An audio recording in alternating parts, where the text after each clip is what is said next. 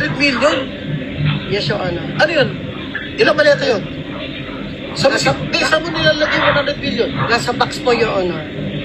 Isang balikbayan box? Hindi magkakasya yun. Hindi po, marami pong boxes po, Your Honor. Sino ro yung nasa taas? Bakit feeling Kadalasan sad ang po, aking friend na Briton? Open secret naman po ito eh. Secret na open. Ayun ang Ano pagsabi po, hati, ang tinuturo nila dapat madalas si itatagsak Saldico yan, at saka si hati. speaker po kadalasan ang sinasabi nila. Opo. Tapos yung 5% naman po para po kay Congressman Romulo pag insertion. Magkano binibigay mo, Miss Sally? Your Honor, marami po. Minsan po, 245 million. In cash? Yes, Your Honor.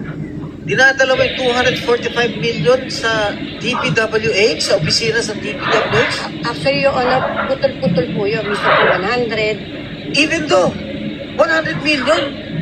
Yes, Your Honor. Ano yun? Ilang maleta yun? Saan Nasa- mo nilalagay yung 100 million? Nasa box po, Your Honor. Isang balikbayan box? Hindi magkakasya yun. Hindi po, marami pong boxes po, Your Honor. Anak na pating, hindi ba nakikita ng mga empleyado ng DPWH, may dala-dala kang kahon na palagay ko, I assume, alam nila na pera yun. Yes po, Your Honor. Nakikita po nila, sigurado po ako yun. This is outrageous. Nasaan ang konsyensya nyo, madam?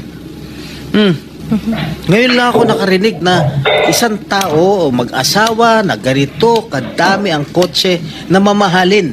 Hindi na bali yung mga Fortuner, okay lang. Pero kayo, Rolls Royce, Maybach, Mercedes-Benz, Bentley, Escalade, Range Rover, ilan?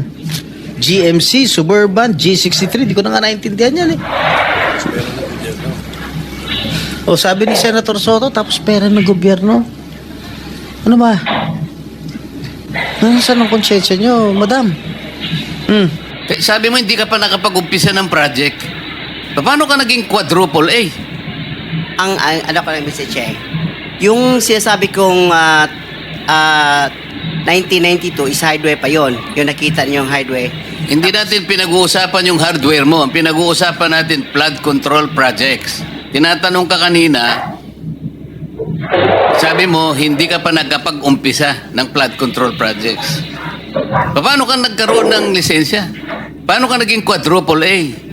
At lalong mahalaga, paano ka nasama sa 15? Gumawa na tayo ng flood control project. O ngayon gumawa ka na naman. Ano ba talaga yung totoo? Baka hindi ka makauwi sa araw na ito. Nagsisinungaling ka na naman eh. Ang sinabi ng Pangulo, kasama ka